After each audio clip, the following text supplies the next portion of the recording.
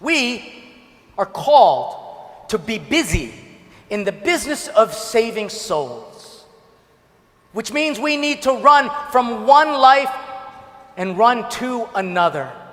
And that's hard to do, because that means we are going to have to make a decision today, a choice, because you're chosen. Which path are you going to choose?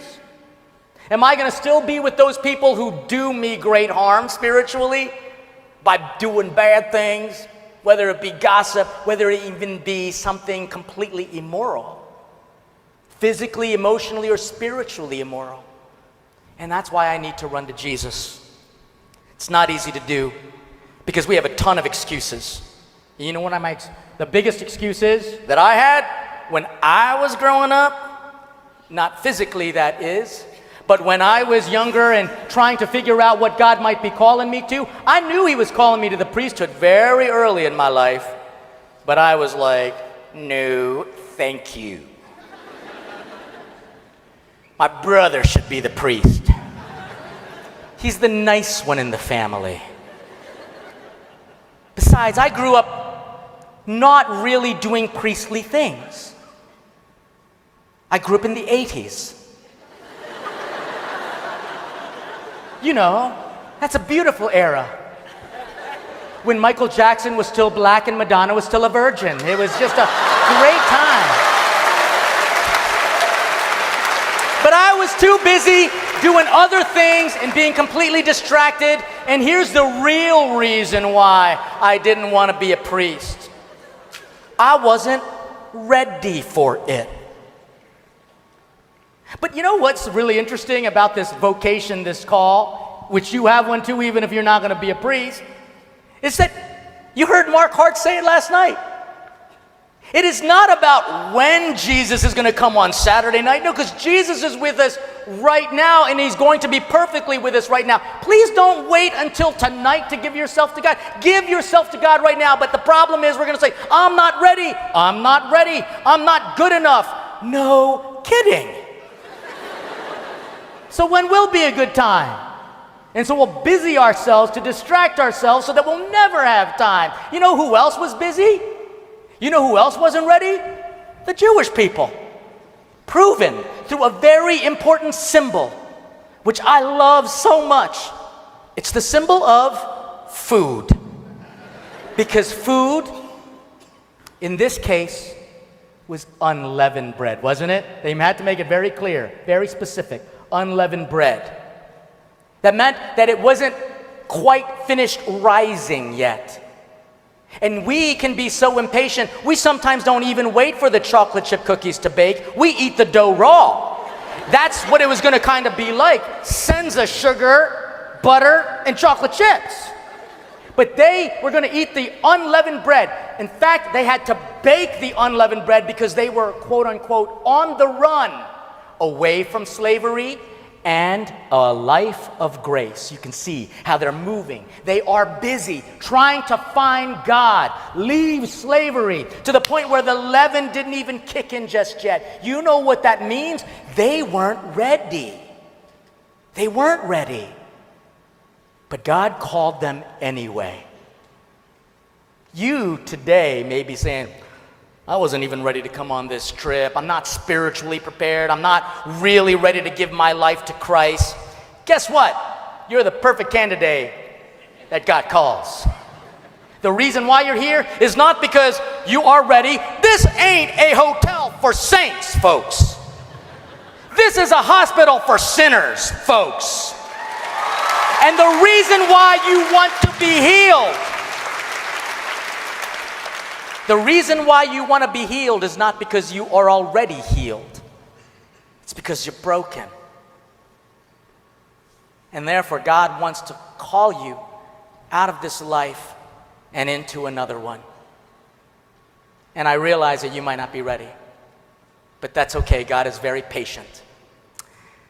There was at one point in my seminary vocation discernment where I just kept thinking to myself, I really can't be a priest. I really can't commit my life to Christ. I'm a weirdo. It is true. I don't know why you people are laughing right now. Or maybe I pushed a button in you, and you're weirdos too. But I just didn't grow up doing Jesus-y things. I just didn't. I was kind of normal, just smaller than normal. And I was not really into Christianity all that much. I have 2 black belts in martial arts, and one of them is in full contact stick and knife fighting. So if you asked what I did before I became a priest, I used to beat people up with sticks. That's what I did. And I was also a choreographer for an award-winning breakdancing group. And so you take a guy like that, and the next logical step is priesthood, right? And the next logical step after that is cooking show. I wasn't ready for any of this stuff. But I had to do something. I had to do something that I'm going to invite you all to do. Choose to trust in Jesus. Choose to trust in him. You may think to yourself, I don't know if I can be all like, yeah, Jesus, I love you. I don't think everyone here is ready to become a saint instantly. In fact, I know so. That's why you're here. Because if you were a saint, you'd be dead and in heaven. And maybe you're not fully committed even to begin to become a saint. Because you're thinking to yourself, I'm not ready to run to Jesus. And you know what that means? It means you're just stuck in a different kind of life that's far away from him. I need you to consider in what direction you're running. Maybe even to ask yourself, what makes me busy? Am I being busy about the business of Jesus? Or am I busy doing things that are taking me farther away from him? Because while we know certainly that this is truly a hospital for sinners, I knew that about God, but I had to get to a point in my life where I could say to him, I am going to choose to follow you, God. And I was very vulnerable. I remember going to my spiritual director, saying to him, I don't think I want to do this because I'm afraid that I would do more damage than good for the church. It's a pretty honest assessment, especially when we acknowledge, and we're not going to bury this, we're going to acknowledge the fact that sometimes even us priests have made some bad choices. But that doesn't mean that God has abandoned us. You have made bad choices. We call them sins. But that doesn't mean God has abandoned you. He's still looking for you. Your objective is to run to him because we know he has a life for you. A life that's better than one of slavery and one to freedom, like the Egyptians were enslaving the Israelites, and like the Pharisees who wanted to just take over Jesus. And so you saw Jesus on the run, a good run in the right direction, a run to follow God's will. So I eventually brought it to my spiritual director that I was really doubting whether or not even God existed.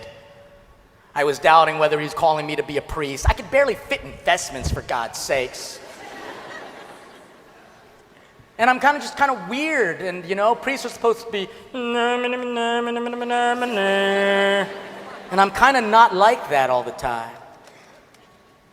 And then I came across a quote that hopefully helps you as it did help me. Because it helped me to put back in perspective that each one of us on this weekend, and whoever's alive, you are all on a pilgrimage. You need to take time and ask yourself, in what direction am I running? Am I running to Jesus to do God's will? Or am I still stuck in the slavery of sin? And so this quote that I came across was so helpful. It simply said, every saint had a past. Every sinner has a future. Every saint had a past. Every sinner has a future. And we're not going to wait. Now, we choose, as last night we hungered for the Eucharist to be in us, now you pilgrimage to this aisle to receive him in you. And even though your leaven may not be ready, God is calling you now. And so, brothers and sisters, leavened or not, Jesus, here I come.